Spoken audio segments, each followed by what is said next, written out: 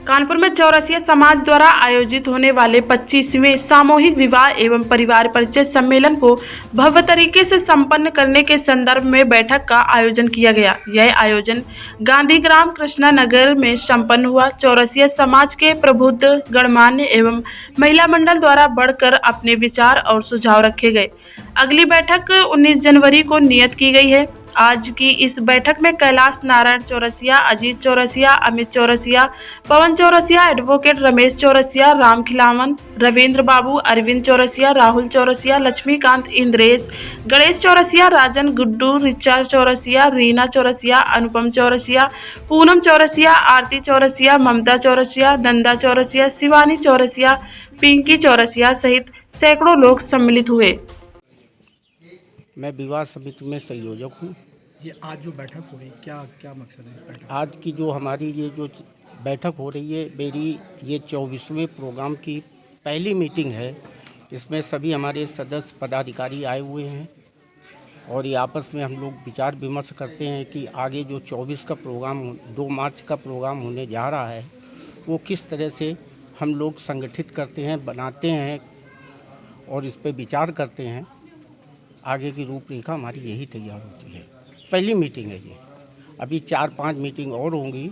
उसमें हम सब लोग आपस में बैठ करके डिसीजन ले लेते हैं कि इस कार्यक्रम को कैसे करना है, कौन कौन हमारे पदाधिकारियों को जिम्मेदारियां दी जाती हैं, वो जिम्मेदारियां हमारे पदाधिकारी उसको निर्वाह करते हैं।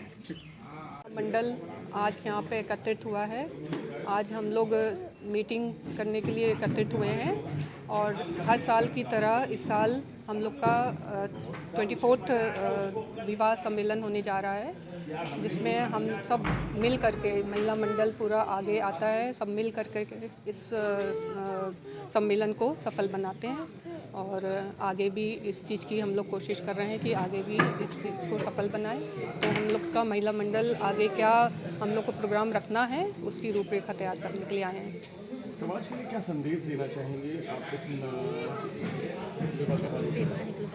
समाज के लिए ये संदेश है कि जैसे जो कमज़ोर परिवार हैं हमारे यहाँ, तो हमारी संस्था मतलब हमारा समाज जो है उनकी बिना दहेज के शादी, मतलब हमारी संस्था समाज की तरफ से उनको दहेज वगैरह दिया जाता है ज़रूरी समाज। हाँ, तो अब जो लोग अपने परिवार में शादी नहीं कर पाते अपने हिसाब से, तो हमारा समाज उनकी शादियाँ करवा देता है। समाज की किस प्रकार की बैठक हुई और क्या निर्णय लिए गए? अखिल भारतीय चौरसिया समाज कानपुर के तत्वाधान में चौरसिया समाज कानपुर का 24वां वार्षिक परिवार मिलन समारोह है। सामूहिक विवाह 2 मार्च को लाजपत भवन में होना निर्धारित है। उसके संबंध में आज समाज के बुद्धिजीवी लोग, समाज के कार्यकर्ता सब आपस में बैठ के प्रोग्राम को सफल बनाने के लिए चर्चा परिचर्चा हो रहा है। 22 मार्च के भव्य प्रोग्राम को रूपरेखा देने के लिए आज हम लोग यहाँ पर उपस्थित हुए थे। 2 मार्च को 2 मार्च 2025 2 मार्च 2025 को लाजपत भवन में सामूहिक विवाह समारोह आयोजित होना है। हम सब यहाँ बैठ के उसी के विषय में रूपरेखा चर्चा परिचर्चा करके कार्यक्रम को भव्य बनाने का प्रयास किया जा रहा है। सम्मेलन में पूरे उत्तर प्रदेश से और अगल बगल के प्रदेशों से भी लोग आते हैं। कार्यक्रम में कम से कम 8-10 हज़ार आदमी का उपस्थिति होता है और तकरीबन अभी तक 1200 समथिंग शादी विवाह चौरसिया समाज के द्वारा कराया जा चुका है। और इस प्रोग्राम में विशेष रूप से इस बात को ध्यान रखा जाता है कि समाज के जो निर्बल वर्ग के, आयु वर्ग के जो भी सामाजिक व्यक्ति हों, उनकी कन्याओं का शादी पूरे संस्कार के साथ स्वचालित रूप से किया जा सके। इसमें समाज के सभी लोगों का भरपूर सहयोग और योगदान होता है। चौरसिया समाज कानपुर ये प्रोग्राम को 24 वर्षों से करा रहा है। ये 24वां प्रोग्राम है सामूहिक विवाह का। और विशेष अतिथि पूरे हिंदुस्तान से लोग हम लोग बुलाते हैं। इसी के चर्चा परिचर्चा के लिए हम लोग यहाँ बैठे हैं।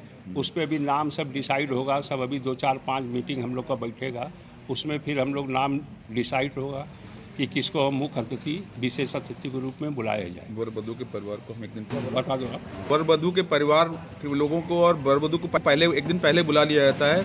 उनके रुकने की व्यवस्था होती है और उनको बोला जाता है कि वो सुबह तैयार होके आ जाएं, जिससे आर नगर धर्मशाला से बारात उठ के आती है और पूरा उसमें गाजे बाजे के साथ, और उसके बाद उनका सम्मान होता है। जैसे होता है एक लड़की की शादी में, तो उसके बाद फिर हम लोग मंडप, पहले वहाँ जयमाल होता है, जयमाल के बाद पूरी जैसे व्यवस्था होती है शादी की, पूरी कन्यादान उस परिवार के लोग बाद में आते हैं, और हम उन परिवारों से केवल जो आंशिक अंशदान रहता है वही लेते हैं, और उनको लड़की और लड़के वाले को कुछ और बाकी लाना नहीं होता है। लड़की को साड़ी, चुनरी, और लड़के को पगड़ी, माला सब उसी समय दिया जाता है, एक दिन पहले, और वो लोग सज के तैयार होके आते हैं। फिर उसके बाद फिर स्टेज पे सारा उनका सम्मान होता है। ये कितना करवा पाएंगे, लगभग क्या उम्मीद आपने रखी? ये कोई लिमिट नहीं बनाते हैं, 50 हो जाए, 60 हो जाए, वो तो बाद में, अभी हमारा डेट है बुकिंग का, डेट बुकिंग से शुरू होने के बाद ही बता पाता है लास्ट मोमेंट तक कि हम कितने जोड़ों का विवाह करा रहे हैं। बुकिंग के लिए हमारे कोषाध्यक्ष पानदरीबा में बैठते हैं, वहाँ पर वो लोग जाते हैं और उनके परिवार के लोगों को बताया जाता है कि वो आधार कार्ड और माँ या बाप के साथ जाएं, उनके 2 लोगों को और लेके आएँ, जिसमें उनका कानूनी रूप से भी जामा पहनाया जाए, और कोर्ट में जाके हलफनामा बनता है, जिसमें बाद में कोई विवाद की स्थिति ना हो।